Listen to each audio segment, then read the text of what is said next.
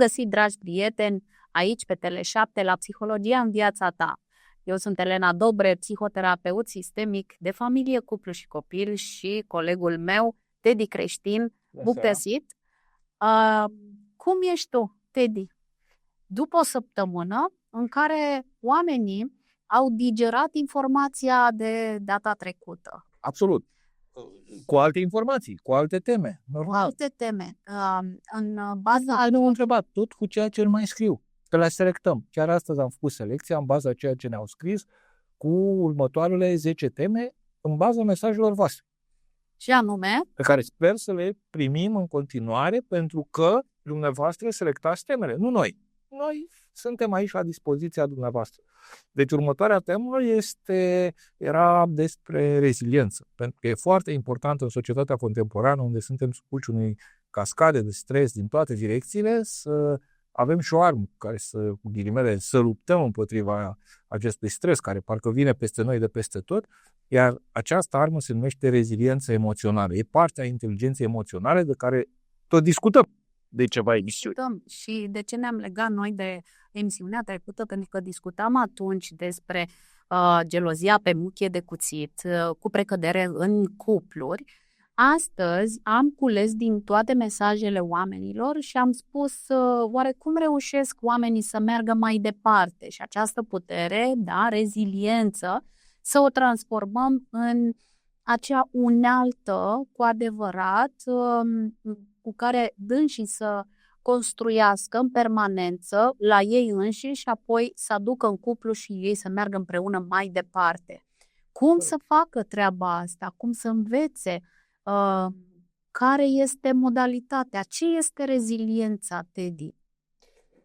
Reziliența această putere exact de a depăși, de a ne reveni după stres, iar stres după factorii stresanți. Ce înseamnă factori stresanți? Factori stresanți încheamnă de la faptul că, nu știu, cineva îți taie calea pe drum, cum ai la mașină, sau ți s-a dezumflat un cauciuc, sau nu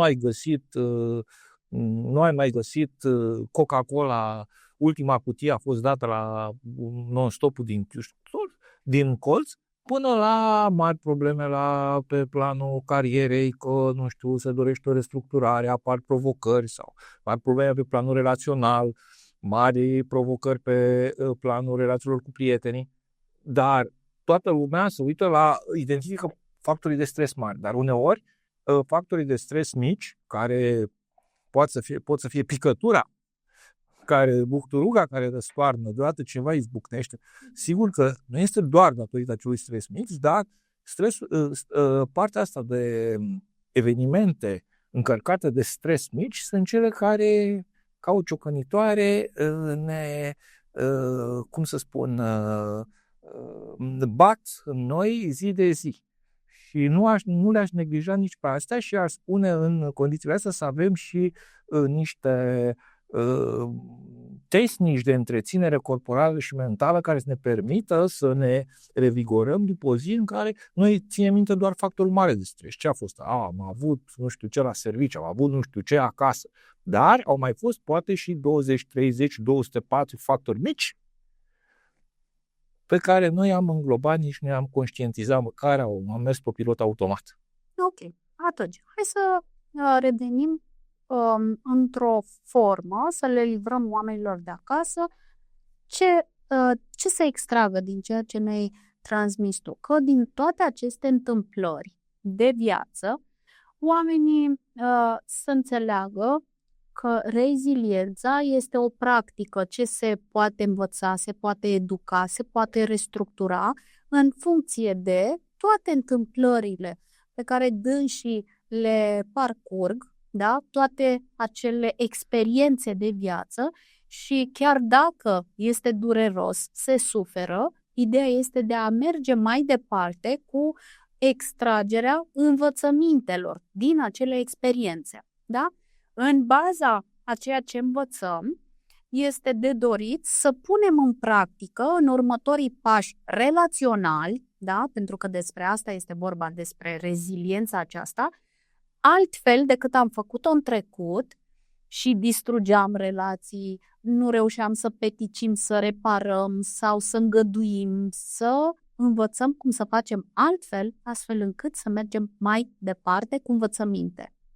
Da? Exact. Sau să învățăm anumite tehnici, pentru că, Hai să vedem. ca orice parte a inteligenței emoționale, de acolo am început, de acolo își trage rădăcina o mare parte din toate învățămintele noastre, de la inteligența emoțională, care spune clar: îți înveți propriile emoții, înveți să identifici emoțiile altora, întâi pe ale tale, evident, și înveți să le gestionezi. Ce poate să fie mai simplu, dar și mai greu și mai complex. Deciziile noastre, în general, sunt emoționale. Noi am început, practic, se studiază în școlile de economie, de sociologie, se pornesc de la modelele foarte simple, în care se spune că oamenii sunt raționali, tocmai ca să ajungă la concluzia că oamenii numai raționali nu sunt. Oamenii sunt foarte emoționali și uneori doar își îmbracă în rațional hotărârea, care este luată emoțional, după care îi găsesc niște argumente, nu a fost rațional. Oamenii sunt foarte emoționali în hotărâre. De aceea nu există un lucru mai important decât să-ți recunoști emoțiile, să le poți gestiona, să le recunoști pe ale altora și să le poți gestiona. De aici plecăm. Aici este piatra de căpătăi a oricărei povești. Iar în cadrul rezilienței, evident, în momentul în care noi cunoaștem, avem această bază de a ne cunoaște emoțiile și avem niște tehnici de gestionare, putem să continuăm să avem, cum să spun, să ne dezvoltăm abilități concrete de a ne dezvolta această reziliență. Ce îi spune ca până la tehnici pe care să le transmitem oamenilor la finalul emisiunii, să abordăm acei factori care pot contribui la găsirea, la identificarea, cum să identifice oamenii factorii ce generează unealta de a merge mai departe. Adică atunci când întâmpină o dificultate, cum să facă să se uite altfel către acea situație. Și asta și din practica noastră de cabinet, și din viața noastră personală. Cum putem transmite oamenilor că toate întâmplările, chiar și atunci de când ne trezim de dimineață, de ce ne trezește raza de soare și cum ne simțim, ce ne face să ne simțim atât de furioși că ne-a trezit soarele, uite că a pătruns prin geamul nostru și ne-a trezit. Ce putem extrage chiar din cei mai mici pași, din cele mai mici și poate neînsemnate întâmplări din viața noastră, astfel încât noi să lucrăm la noi și să devenim pe zi ce trece mai rezilienți, mai înțelepți. Da. Cum să perceapă omul de acasă? În primul rând, dacă își poate identifica, sunt multe tehnici, începând de la jurnalul de la sfârșitul zilei, începând ca să nu orice persoană este afectată de aceeași lucru. Și ca să vedem ceea ce ne-a afectat cel mai mult, ca să începem să conștientizăm, putem și noi la sfârșitul zilei. Sunt foarte mulți oameni care aplică lucrul ăsta nu doar pe reziliență, pe absolut orice. Nu știu, cineva care este investitor sau trader, la sfârșitul zilei își face ce greșeli am făcut, cum n-am urmărit strategia. Cineva care este manager, la sfârșitul zilei își face cum m-am comportat, ce am făcut, ce nu am reușit să fac, pentru că astfel își face uneori la sfârșitul zilei sau la 2-3 zile sau la sfârșitul săptămânii un fel de feedback pentru ca să vadă ce a dorit și unde a ajuns. Iar în domeniul rezilienței este și aceasta o tehnică destul de bună, ca la sfârșitul zilei sau la sfârșitul a 2-3 zile să poți să vezi m-a enervat, ce m-a enervat, cum m-am comportat, de ce, cum puteam să mă comport altfel. Aș fi putut să... Și atunci învățăm aceste tehnici, care uneori sunt, cum să spun, banale, cum este metoda aceea care știe toată lumea, se spune numără până la 10, nu răspunde, nu dau un răspuns imediat, numără până la 10 și respira adânc. Până la lucruri mult mai complexe. aceea de a, nu știu, de a pune mai multe întrebări, de a te informa mai mult, de a nu fi întotdeauna imediat pe reacție. Ce ai făcut așa? Să vii imediat cu contrarăspunsul. De a obține o perspectivă mai bună, pentru a face acest reframing de care vorbeam, să te uiți, să vezi lucrurile un pic diferit sau să vezi și alte căi. Numai să prima dată poate vezi doar în vocale sau 2 căi. Dar în momentul când vezi mai multe amănunte, vezi că de fapt sunt 3 căi, 5 căi, 104 căi de a te comporta, cu nuanțe diferite. Pentru a ajunge ca lucrurile astea să facă în reflex și nu să mergem imediat pe răspunsul clasic, ai făcut așa, eu fac așa. Ăsta este cel mai ușor, poate probabil vine din creierul nostru ancestral, atunci nu existau foarte multe răspunsuri. Exista pericol, fugi sau lupți. Uite, ce ai spune să etalăm o situație din cabinetele noastre. Atunci când oamenii vin foarte înverșunați, supărați de anumite situații pe care le întâmpină, în dificultatea de a continua, de a comunica. Foarte des am întâlnit acea tăcere de peste 3 zile, întinsă până pe la o lună jumătate, între 2 părinți, 2 parteneri, pentru că nu au știut cum să ajungă pe canalul rezilienței, da? Cum să gestioneze treaba asta. Și prăpastia dintre ei, din ce în ce a săpat mai tare, tăcerea, da? S-a săpat mai mult. Oamenii au venit în terapie întrebând cum să mergem noi mai departe din moment ce el nu mai vorbește cu mine sau din moment ce ea nu mai vorbește cu mine, nu mai spune, îmi spune că nu are nimic, îmi spune că nu e supărat, eu cum să merg mai departe, care să fie modul. Contează foarte mult, oameni dragi, să învățăm din experiențele noastre cum să comunicăm, cum să transmitem ceea ce ne deranjează, ceea ce avem nevoie, ceea ce am dori să se întâmple în relația respectivă, pentru că nu este vorba doar despre noi și atunci este necesar să învățăm să ținem cont și de nevoile celuilalt sau celorlalți. Da? Cum să facem asta? Este o lentilă foarte ascunsă, din ce observ eu, prin care oamenii nu prea se uită. Și anume, aș numi-o lentila agresivității. Răspunsul venit din această lentilă atrage după sine. Odată, da? Agresivitate, defensă, care mână în mână nu pot conduce pe canalul de reziliență, de hai să vedem cum putem merge mai departe cu asta, ce a venit peste noi. Da? Absolut. Cum reușesc oamenii să ajungă acolo, să se uite? Probabil că noi avem 3 straturi de creier. Primul este, conform teoriilor, sunt tot felul de bucăți, dar primul este foarte arhaic și atunci nu existau, acum sute de mii de ani, nu existau foarte multe nuanțe. Și trebuie să acceptăm că și noi avem o parte care este mult, și care ne-a ajutat, care ne-a făcut să supraviețuim. Pentru că dacă simțeai măcar o urmă de ceva în aer, dacă nu luai hotărâri rapide, imediat și atunci și stăteai să dezvolți reziliența, nu mai trăiai. Între timp însă societatea a evoluat. Nu mai suntem undeva să locuim într-o peșteră lângă o pădure plină de pericole și vânăm.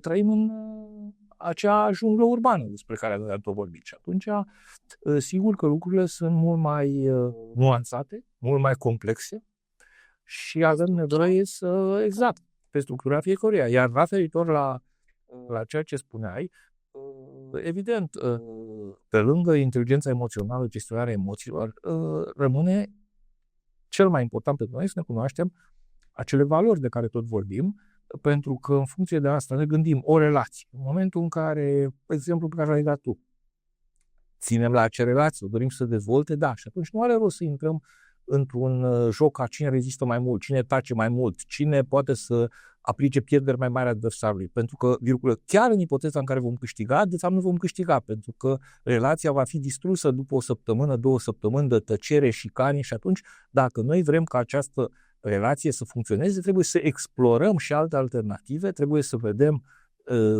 și ce ar mai putea face. Ok, suntem într-un impas, da, nu știu, partenerul tace, da, considerăm că noi avem dreptate și nu el, dar ce putem să facem ca să, dacă vrem să omorâm acea relație, ok, nu e nicio problemă, intrăm și noi într-o spirală a tăcerii, ne atribuim învinuiri, intrăm într-un joc de putere și la revedere și cu ocazia asta se termină și relația. Dar dacă scopul nostru nu este acesta, atunci ar trebui să găsim și alte modalități, să fim mai asertivi, mai constructivi, să întrebăm, să vedem. Nu e vorba că ne umilim sau pierdem. Pentru că reziliența nu este echivalent cu ghilimele a fi tare tot timpul, a fi emoțional. Pentru că partea aia să-ți ascunzi emoțiile, să le negi și să pari tare tot timpul, da, pari pentru exterior în o perioadă, dar la un moment dat acel castel de cărți de joc se va prăbuși și tu vei vedea practic că ai pierdut foarte mult timp, energie, încercând să pari într-un mod în care nu ești și de fapt nu ai rezolvat nimic, pentru că până la urmă nimănui nu-i pasă, filozofic vorbind, despre ceea ce faci tu. Doar tu ești singurul, sau mă rog, singurul, primul care îi pasă de ceea ce se întâmplă cu tine. Și atunci trebuie să găsești căile cele mai eficiente. Nu este vorba că pari slab, ești slab, trebuie să fii puternic. Nu, trecem peste aceste șabloane. Trebuie să știi ce dorești, ce valori ai și vei să găsești o multitudine de căi eficiente pentru a le îndeplini. Referitor la partea asta de rezistență, m-a dus cu gândul către partea de stoicism. Cât de mult am pus noi ca și popor în viața de zi cu zi această formă de stoicism, de rezistență, de a nu arăta, de a ascunde sub preș, da? Și să transmitem cât de puternici suntem noi, de fapt, iar structura emoțională, de fapt, este izvorul care hrănește comportamentele, da? Și noi, ca terapeuți, ne uităm la partea asta. Ce tip de comportament este acesta? Un evitant, un pasiv-agresiv. Și atunci ne ducem către structura emoțională să vedem ce este acolo, ce se ascunde acolo, de unde vin aceste trăsături, de unde sunt învățate. Și, într-adevăr, mai mari filozofi transmit că stoicismul poate structura o cale foarte clară, în schimb, pe partea structurii emoționale, ține de fiecare cum gestionează asta în funcție de relațiile pe care le au. Iar aici se manifestă acel dezechilibru al unicității. Cum reușesc oamenii să iasă din acele tipare învățate, preluate din sistemele biologice în care aceștia s-au născut, familiile biologice, din bunic în bunic, da? Din generație în generație. Cum s-au transmis aceste învățături, dar totuși, în anumite situații cheie, ei să reușească să iasă din acea tipologie învățată preluată și să o transpună pe emoția unică simțită de acel individ. Pentru că de aceea apar și foarte multe cazuri de neputință de a comunica în relații. Lasă că eu n-am să cedez, că așa am văzut eu la bunicul sau la bunica, da? Că dacă eu cedez, sunt luat de... Da, nu sunt puternic, nu sunt proiectez eu, da, ca aș fi. Și atunci, omul de fapt ce face? Ascunde emoția, sentimentul cel mai de preț care îl poate pune în valoare, care îi poate scoate la suprafață puntea de legătură dintre el și parteneră sau celelalte persoane. Doar că din învățături, din experiențe, din tipologii învățate, nu va permite să-și scoate la suprafață acea emoție și să o pună în practică. Cum adică să mă duc eu și să spun că, uite, știi, a fost cam agresiv atunci când ți-am spus se face ca mine, eu dictez, eu spun, eu hotărăsc cum să distribuim banii. Tu ești femeie sau ce știi tu? Tu aduci banii și gestionezi eu că sunt femeie și știu ce să fac și cum să fac. Să mă duc acum să recunosc, nu am cum să fac treaba asta. De unde vine asta? Din tipologiile învățate. Și atunci ce se întâmplă în comunicarea noastră? Se produce ruptura, apare tăcerea prin intermediul acelei tăceri despre care vorbeam la începutul emisiunii.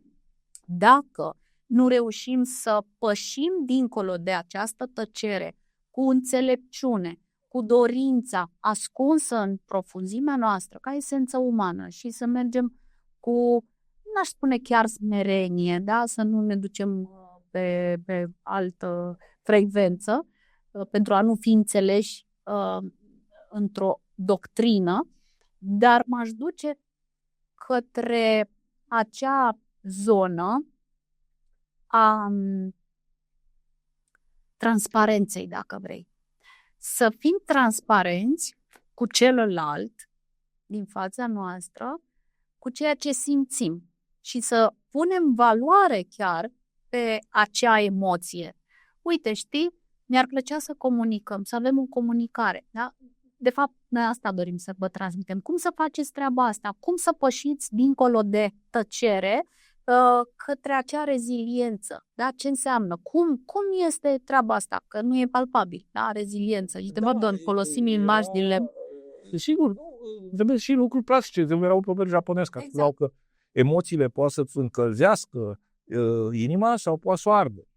Deci, sigur că emoțiile acestea pot să fie un combustibil puternic care să te propulseze în viață, să te facă să ai o viață fericită, împlinită, sau poate să te ardă și să vedem nu știu câți oameni care și-au cenzurat emoțiile sau n-au știut ce să facă cu ele și după aceea acele emoții au ajuns să-i dezechilibreze și în niște situații limită și critice în viață. Și este păcat. Din dorința? Exact. De a ține cu dinții de acele învățături care pentru noi în societatea de azi poate nu mai sunt de actualitate. Da? Corect. E un proces de învățare și adaptare continuă. Ok. Reziliența și flexibilitatea merg mână în mână.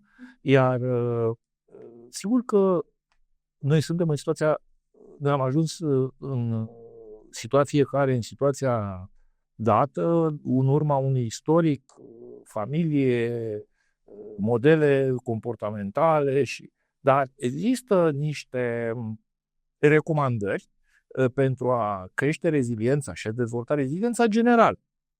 Sigur că în funcție fiecare, cum trecutul, familia, modelele absorb, socializarea, unde a fost la școală, la liceu, ce oameni a întâlnit, fiecare și are un anumit cristalizat o situație proprie. Dar ca model general, ceea ce am spus până acum de conștientizare, de gestionarea emoțiilor, rămâne valabil. Pentru că este ABC-ul. Sigur că dacă eu mi-am recunoscut furia și știu cum să o transform, e un combustibil. Mi-am recunoscut frica și știu cum să o folosesc, e un combustibil. Exact cum dacă nu știu să o folosesc, este o carență, este ceva care mă trage înapoi.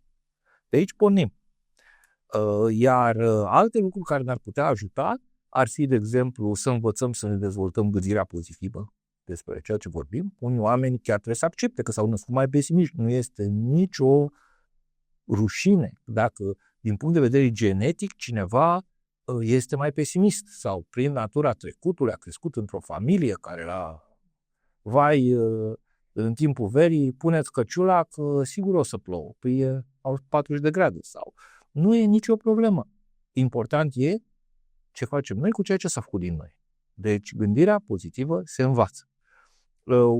Un alt lucru este acel de a învăța continuu, exact ceea ce am spus. Nu există, poate ceea ce am învățat noi era potrivit lumii în care ne-am născut.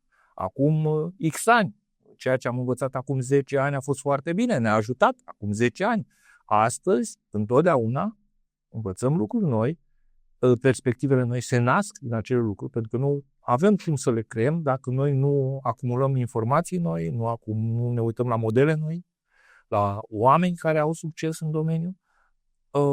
Și un alt lucru, există partea aceea de tehnici de învățarea fericirilor, să avem o emisiune pentru asta, specială, exact, în care putem învăța cum să fim mai mulțumiți, mai împliniți. Efectiv, sunt tehnici de a fi recunoscător pentru ce ai, de a nu mai utiliza comparația socială tot timpul cu X, cu Y, pentru că indiferent cât de mult succes o să ai, întotdeauna o să fie mulți în față și de obicei oamenii se uită în față, nu se uită în spate. Deci sunt efectiv tehnici prin care noi putem învăța să fim mai mulțumiți, să apreciem ceea ce avem, să fim mai fericiți și nu este nimic, cum să spun, rău să învățăm lucruri noi. Iar în funcție de valori, sigur, o altă axă importantă este gestionarea cât mai bună a resurselor, a timpului, a priorităților, pentru că pot să apară frustrări dacă noi facem ceea ce ne dorim într-adevăr să facem. Nu contează că drumul este greu, că am avut că e plin de stres. În momentul viață, cu cât facem mai mult din ceea ce noi nu ne dorim de fapt, apar foarte multe frustrări și, evident, factori de stres. Aș puncta. Sigur, dacă mai aș fi tehnici. 5 mari,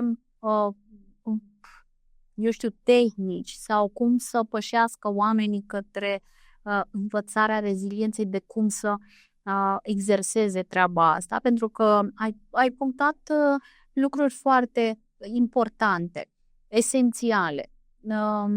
Haideți să le numesc, uite, mi-am și extras în timp ce tu vorbeai și oamenii de acasă ar putea nota pe acel caietel despre care tu n-ai mai adus vorba, apropo de treaba asta. Nu am venit la începutul emisiunii, am spus că pentru conștientizare cu jenalul, cum s-au comportat, ce au făcut bine, ce au făcut rău, ce a stresat. Hai să deschideți, dragi prieteni, acel caietel despre care Teddy vorbea la începutul edițiilor noastre și vă îndruma să faceți notițe, mici notițe, ca ulterior să vă fie și mai ușor, să faceți o autoevaluare, de ce nu?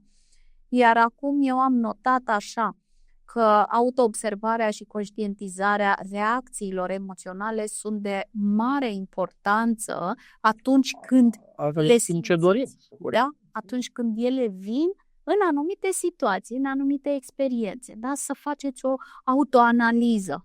Ce se întâmplă cu mine? Și vă extrag eu așa cam cum transmit și clienților în cabinet și le spun, uite, atunci când ți se întâmplă să pierzi tramvaiul, să îți spargi ceașca cu ceai de dimineață, să întârzi la serviciu, să te împiedici, să ți se rupă dresul, pantalonul. Ce faci atunci? Cu toate acele întâmplări, cum te simți? Faci o autoanaliză. Cum te simți? Ce a determinat aducerea acelui sentiment, acele emoții pe care tu o trăiești? Acea furie, poate. Hai să o denumești, da? Învață să denumești. Și îți notezi mental când tu mergi către stația de tramvai, cu toate că tocmai ce a plecat din fața ta, mergi liniștit și stai acolo în liniștea gândului tău. Ce a determinat ca eu să mă simt acum furios că am pierdut tramvaiul? Ce pot face? Pot schimba cu ceva? Nu pot face absolut nimic. Dar ce pot învăța din treaba asta? Oare dacă nu stăteam cele 5 minute în plus în pat și să aud alarma cum revine și să spun iarăși plângerea și să mă plâng, iarăși mă trezesc de dimineață, iarăși mă duc la serviciu. Oare acel sentiment încă de când tu te-ai trezit a ajutat în desfășurarea pașilor tăi până în momentul acesta? Nu. Înseamnă că ai făcut ceva greșit? Nu, așa ai simțit atunci. Hai să vedem ce a determinat venirea acelui sentiment de lipsa dorinței de a te trezi atât de dimineață, da? Să mergi către serviciu. este ceva în neregulă cu somnul, cu alimentația, cu hrana ta mentală, emoțională, da, spirituală. Cu ce te încarci? Ce te încarcă pe tine? Vezi cât de mult poți merge pe analiza unei singure tehnici, da? De autoanaliză și să vezi ce extragi din situația aia. Te duce atât de departe încât vei ajunge la cauză. Știu că tu nu mergi pe cauză, doar că este cel care generează aducerea în față a ceea ce simțim într-o situație. Și se merge și pe cauză, dar nu insist foarte mult. Nu, doar exact, e bine să observi. Da, exact. Devine asta. Pentru că nu există ceea ce noi am făcut într-o emisiune și nu pot face altceva, am dat recomandări generale. Evident. Pentru cele particulare, sigur, trebuie puțin simțit acel caz, care evident diferă de la situație la situație. Ok. Dar, da. Uite, hai să mai punctez. Ați învățat, ați auzit, da? Cum să facem o analiză scurtă, rapidă, pe baza unui sentiment apărut. Furia, acea furie că am pierdut tramvaiul. Nu e un capăt de lume. Da, sufăr că voi fi penalizat probabil când intru în fabrică sau la job, da? Da. Pe întârzierea mea. Apoi, reîncadrarea gândurilor și schimbarea perspectivei. După ce eu am trecut prin aceasta, cum să traduci asta, da, acasă? După ce am trecut prin această experiență de a pierde tramvaiul și întârziere la muncă, ce extrag din ce învăț, da? Învăț să, paranteză, în baza a ceea ce am depistat ca determinat întârzierea mea, da? Lipsa poftei de muncă, de a mă trezi cu chef de viață, da? Cu pozitivitate. Înseamnă că este nevoie să fiu mai atentă la ceea ce se numește încărcarea bateriilor mele, da? Ce nu fac, ce nu aduc în viața mea. Păi nu prea aduc somn, nu prea aduc o hrană echilibrată, sănătoasă, da? Nu spun să mâncăm frunze, că nu sunt în direcția aceea, dar nu sunt nici în cealaltă de îmbuibare, ci întotdeauna pe echilibru. Tot ce îți aduce ție, om drag, care ne privești, ce ți aduce bine ție în viață și tu ești în echilibru, în stare de bine, de recunoștință, despre recunoștință vorbim altă dată, este sublim sentimentul, cel care este temelie a ceea ce se numește reziliență. Da? Toate aceste lucruri care ție ți aduc bine, te rog să te uiți către ele și conectează-le fix la acele activități care știi că te încarcă.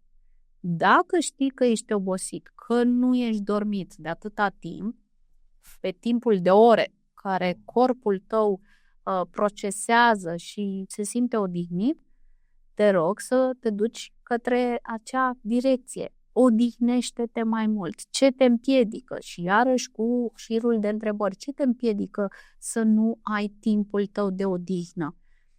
Și îți vei da răspunsuri singur. Oare ce este mai important? Acele răspunsuri care noi le numim motive, scuze, în spatele cărora ne ascundem de dragul de a da bine, de a face totul, de a fi noi stoici, da? Cei mai buni la toate sau să învățăm să nu delegăm pentru a le face noi, lasă că știm noi puterea controlului. Vedeți pe cât de multe artere putem merge, putem observa, astfel încât să ne dăm seama că este mult mai așezat și mai echilibrat ca noi să călcăm pe culoarul rezilienței, să învățăm că nu deținem controlul în viața aceasta în nicio direcție, nici măcar asupra tuturor sentimentelor și emoțiilor care vin în viața noastră și le simțim, ci este de dorit de a le lăsa să vină, să curgă, pur și simplu, și apoi să vedem ce putem învăța din treaba asta, ca data viitoare să facem altfel, să învățăm să facem diferit lucrurile, aș spune eu că este cheia care îi pătrunde pe culoarul rezilienței despre care tot vorbim noi. Am mai punctat că stabilirea de obiceiuri sănătoase, da? Fixează exact ceea ce noi avem nevoie. Fix ce vorbeam mai devreme, și anume somn, poate mișcare și exprimarea emoțiilor în relațiile pe care noi le avem, într-o manieră asertivă, evident, care să nu aducă rău, dar nici să ne ascundem noi emoțiile și să le reprimăm. Căutarea sprijinului celor dragi, familiei, prietenilor, în terapie, în momentul în care observi că subiectivitatea este mai de preț pentru tine, da? Că de multe ori, știți, adică se întâmplă, dorim confirmarea celor simțite din partea celor apropiați care ne cunosc, pentru că ei vor fi în tandem cu ceea ce noi dorim să auzim. Corect. Da?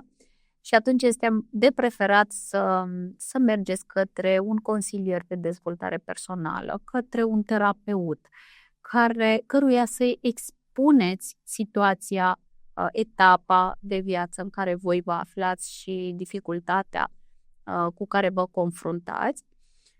După acest sprijin căutat, am mai notat eu că această încredere totală, da?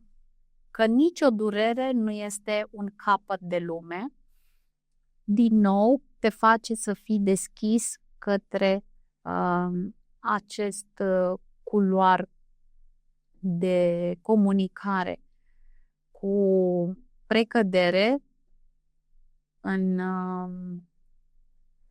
relațiile cu oamenii dragi. Reziliența este de dorit să se exerseze înainte de toate cu partenerul de viață, cu copiii, cu persoanele apropiate, cu prieteni dragi.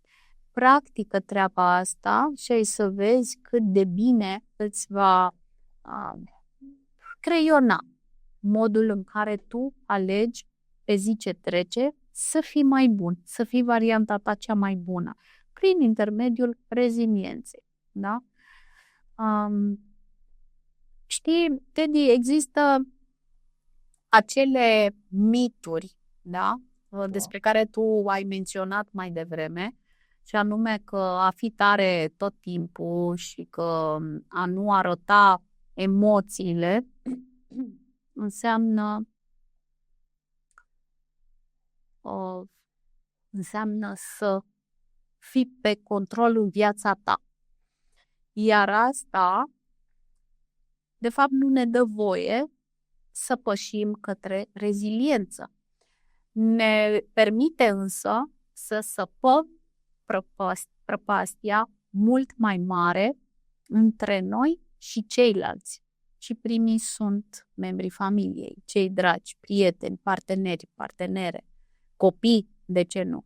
De ce? Pentru că avem această credință foarte profund rădăcinată din străbunici, da? Transgenerațional. Și anume că trebuie să fim tari. Cum se spunea în creșterea copiilor, a băieților, tu nu trebuie să plângi, că ești bărbat, cum să plângi? Tu ești puternic, tu ești tare. Ce au învățat băieței de atunci? Au învățat că emoțiile nu trebuie simțite, ci că ele trebuie îngropate. Și atunci când, acum fiind adulți, îi năvălesc aceste emoții, da? Nu știu ce să facă cu ele, cum să se așeze, cum să se poziționeze în diferite situații când sunt încercați de emoții, și atunci intră în evitare. Acei bărbați parteneri care vin de multe ori în terapie și soțiile sau partenerele, iubitele spun nu-mi spune niciodată ce simte vis-a-vis de mine sau nu își exprimă emoțiile. Da? Mergând și pe gluma aceea, ți-am spus odată când te-am luat te iubesc, dacă se schimbă ceva pe parcurs, te anunț. Și atunci ascunderea acestor sentimente și emoții nu aduc întotdeauna tot ce este mai valoros în relația de cuplu. Pentru că este rezistența de a lucra pe această coloană de emoții, de exprimare, de identificare și apoi tranzacționare, de ce nu, cu partenera de cuplu. Și băieții, de multe ori bărbații, devenind adulți, învață să reprime, să devină acei stoici, doar că numai ei știu ce au în interior și cum duc treaba asta. Și de multe ori renunță la relații pentru că nu vor să-și exprime din frică emoțiile. Da? Pentru că sunt văzuți și imediat apare acel timbru ștanțat din copilărie: bărbații nu plâng, tu nu-ți spui sentimentele, emoțiile, arăți a fi slab. Deci, și atunci ei preferă să se retragă. Mulți dintre noi au văzut filmul cu Nașul la psihiatru, în care Robert De Niro venea și spunea: păi sunt șeful unui clan mafiu, cum să mai arăt eu emoțiile? Păi exprimă-ți emoțiile. Păi o să mă omoare. Era chestia. Bine, acolo într-adevăr era un sâmbure de adevăr, pentru că trebuia să pari întotdeauna foarte puternic, neînfricat, calm, stăpân pe situație, pentru că dacă nu, de-abia așteptau ceilalți de sub tine să. Și în momentul în care a spus să-și exprime emoțiile, să se descarce, a luat și a scos pistolul și a împușcat perna. E bine așa. Și a spus psihologul: sigur, e mai bine, măcar și-a exprimat, ai început să-ți exprime emoțiile, chiar dacă ai scos pistolul și ai golit un încărcător în pernă. Revenind la ceea ce se întâmplă, sigur, sunt aceste șabloane și invers pentru femei, că femeile trebuie să fie delicate și calde și înțelegătoare. Și aceste șabloane nu ne ajută deloc, pentru că noi trebuie să găsim soluții potrivite pentru noi, pentru situațiile date. Aceste lucruri nu sunt descrise în nicio carte. Acolo sunt doar recomandări, care nu sunt rele sau bune, dar nu știu cât sunt de potrivite. Deci de la asta pornim tot timpul. Dar sigur că cineva care vrea să fie rezilient trebuie să, exact cum ai spus, trebuie să aibă grijă și de corp, pentru că, corpul și emoțiile comunică. Și atunci trebuie să aibă grijă de corp prin exerciții fizice, prin regim alimentar. De multe ori există lucruri care relaxează corpul și relaxează și mintea în același timp, cum ar fi, nu știu, saune, jacuzzi, spa-uri, drumetii de relaxare, masaje. Sunt tehnici care au o atingere mai mare, nu doar a corpului. Pot să ne atingă și la nivel emoțional, la nivel energetic, să meargă mult peste. Evident, meditația, mindfulness-ul și multe forme de meditație, pentru care merită să avem o emisiune separată, nu doar sunt niște lucruri în vogă, doar nu sunt, faptul că nu sunt potrivite pentru toți, pentru că vin unii oameni și spun: deși ce tâmpere, eu o fac bun, tu ce faci? Eu fac saltă. Bine, fă sală sau ceva, eu mă la schi. Du-te la schi. Faptul că rezonez mai mult cu anumite forme de exercițiu fizic, de relaxare, ok, bun. Probabil că alea sunt pentru tine. Dar trebuie să le cultivăm, pentru că ele sunt o parte a luptei noastre pentru reziliență, corpul nostru. Trebuie să ne uităm la ce fac oamenii care au o reziliență bună și pe care îi admirăm. Au grijă de corpul lor, cunosc foarte bine, își cunosc valorile și ce vor să facă, și atunci nu își pierd timpul cu conflicte inutile sau cu lupte de putere inutile. Știu ce e să deosebească ce este important pentru ei și ce nu este important pentru ei. Știu să deosebească ce pot să schimbe și unde merită să-și concentreze eforturile și ce nu pot schimba. Chiar dacă este nedrept, e ok, bun, dar nu pot schimba și ce rost are să. Cam asta este și esența filozofiei stoice. Văd lucrurile în perspectivă, nu se uită doar efectiv la ce am acum, am tăiat faptul că ți-a tăiat cineva calea în perspectiva mai mare este un eveniment până la urmă neînsemnat făcut de acea persoană cu care nu merită ca să-ți alegi acele războaie, pentru că nu avem o cantitate nesfârșită de energie și de timp și atunci trebuie să ne alegem foarte bine bătăliile. Da? Nu trebuie să evităm persoanele acestea, evită așa zisele, cum să spun, metode de relaxare nocive, gen alcool, nu știu, droguri, lene, cufundare în amorțire, în inacțiune, pentru că astea, de fapt, aceste lucruri doar amână. Nu sunt niște metode sănătoase. Poate pot să le accept ca și pastilele pe moment. Dar după aceea, pe termen lung, trebuie să își găsească o cale, cum să spun eu, sustenabilă și eficientă pentru a face față greutăților vieții. Apropo de treaba asta și mă leg de ea, pentru că este important ca oamenilor, știi că eu țin la treaba asta foarte tare, oamenii se uită la noi așa, ca și cum noi am avea, cine știe, în spatele ecranului, o viață lipsită de încercări sau de provocări. Iată că fix acum, nu se spune asta la televizor. Ei, uite că eu am să o spun, dar în timp ce camera era pe tine, în momentul acesta eu am băut puțină apă. Și dacă mi-a curat un pic de apă pe tastatură și pe masă. Ce să facem acum? Să întrerupem? Să tăiem? Nu, oameni dragi, suntem și noi oameni. Este important căror tipologii ne adresăm din creierașul nostru în momentul în care greșim se întâmplă să... Da? Ce facem? Și să conștientizăm ceva, bine că l-ai spus, acel ciclu schimb prin care trece oricine în momentul în care există o traumă, cele 5 stadii ale traumei. Dar culmea că se aplică și la pierderi foarte mari, dar și la pierderi foarte mici. În ce sens? În sensul că dacă eu ies acum din emisiune și fără să fiu vinovat, cineva dă peste mine cu mașina, ar fi absurd să spun că din cauza pregătirii mele stoice sau psihologice eu nu sunt afectat. Ar fi absurd să cerem de la noi să nu fim afectați. Pentru că e normal, te duci frumos acasă, respecti regulile de circulație și auzi poc. Ce se întâmplă? Cineva cu intenție, fără intenție, nu contează, a intrat în tine. Bun,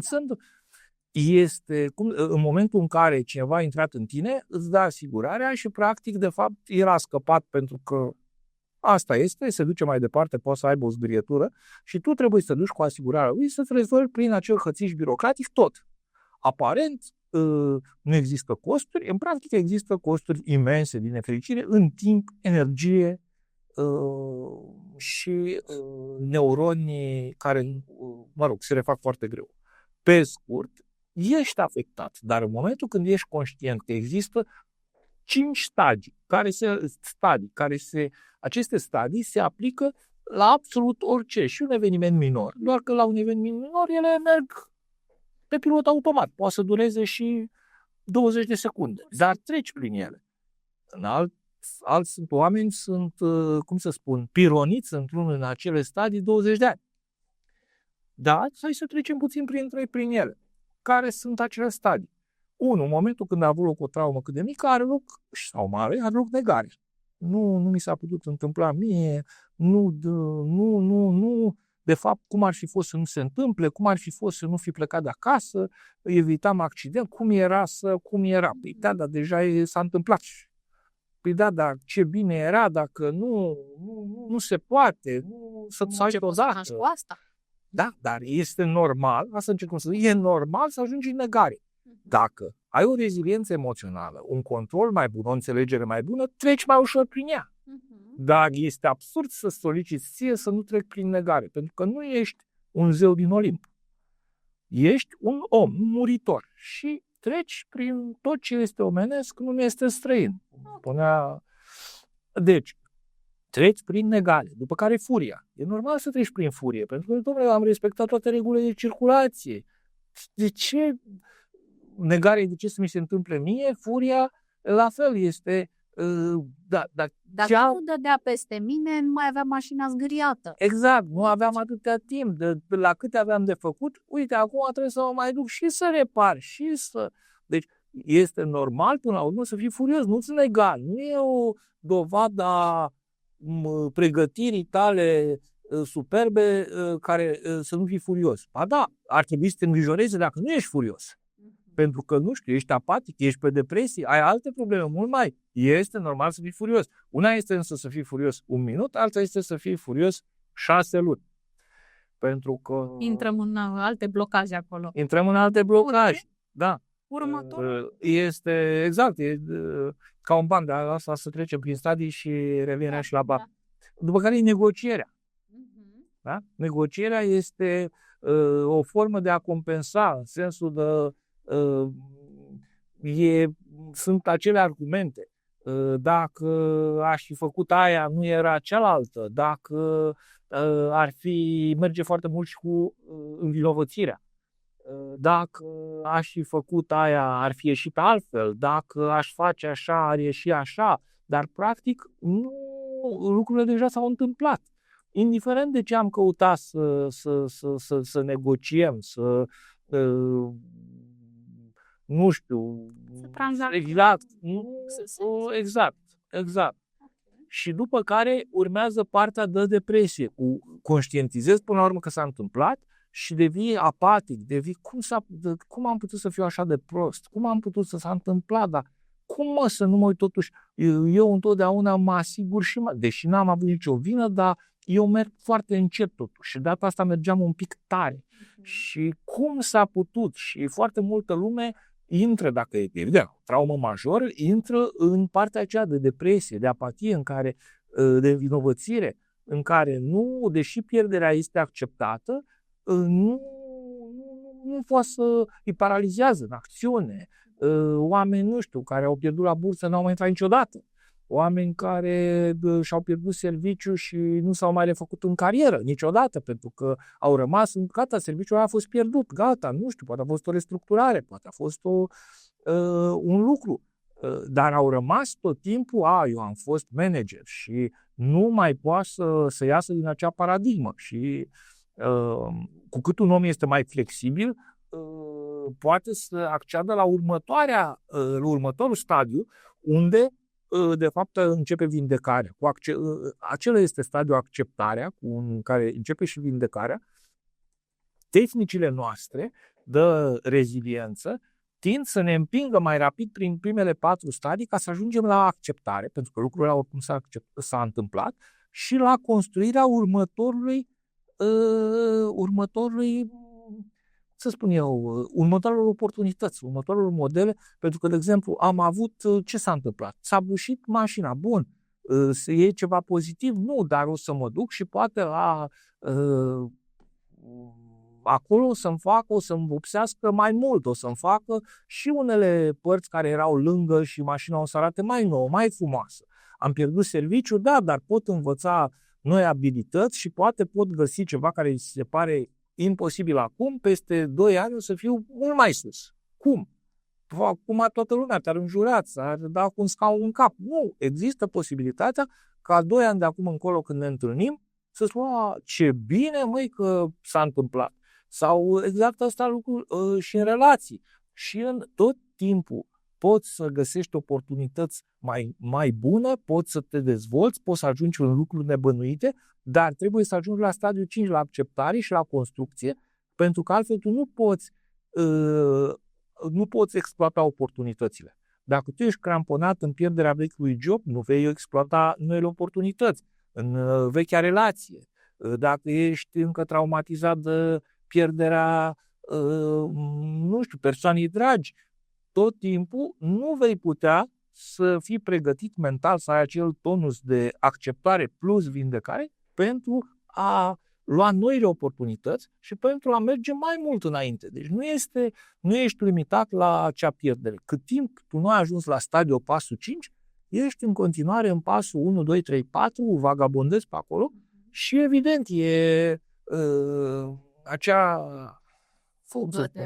și prevede previziunea care se auto-împlinește. Pentru că normal că dacă mi-am pierdut jobul, ce o să mă fac, nu se întâmplă nimic cu viața mea, Ghiși ce se întâmplă? Nu se întâmplă nimic cu viața. Da. Că ești în continuare în acea previziune care se auto-îndeplinește, în care tu spui, m-am despărțit de ei, niciodată nu voi găsi pe cineva ca ea. Păi, cât timp îți spui lucrul ăsta, ghiși ce se întâmplă. Niciodată nu mai găsești pe cineva la fel. Da, pentru că asta e minți.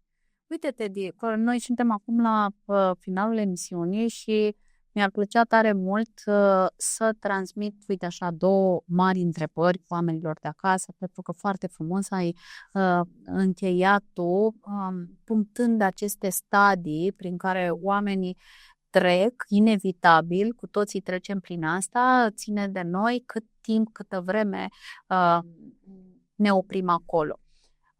Și aș spune așa că cel mai relevant sau un moment simțit în viața voastră în care ați simțit cu adevărat că v-ați ridicat, chiar dacă a fost greu, vă rog să mi-l trimiteți pe adresa emisiunii sau în chatul emisiunii pentru a puncta tot voi cum ați reușit, ce ați învățat despre voi în acele momente.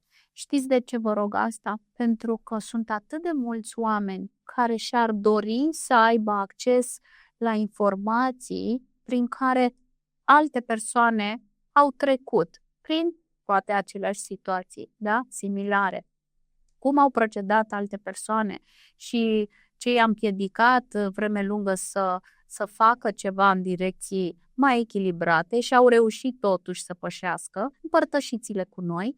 Dacă aveți dorința de a-i ajuta pe cei de acasă și să citească, să parcurgă întâmplările voastre. Și aș încheia această emisiune prin a vă transmite că reziliența, exact cum spunea și Teddy, nu înseamnă să nu cazi, ci să înveți să te ridici, să te aplauzi singur, să te îmbrățișezi mental pentru tot ceea ce tu ai reușit să faci și să accepti că tot ceea ce tu ai făcut, altfel în acele momente nu ai fi putut să faci, iar data viitoare, cu siguranță, vei alege să faci altfel. Puterea de a merge mai departe este pentru tine, cel de acasă, care trăiești chiar și în momentul acesta o experiență, poate că nici nu ți-ai definit-o foarte clar, din care poți învăța să mergi mai departe. Acestea fiind spuse, te îmbrăcisez cu drag și îmi iau la revedere de la tine și îți transmit cu toată inima să fii blând cu tine și să-ți dai voie să ai voie. Teddy, mulțumim și vă așteptăm cu drag și ne vedem săptămâna viitoare aici pe Tele7 ABC, duminica de la ora 18 la Psihologia în viața ta. Numai bine îți doresc! La revedere!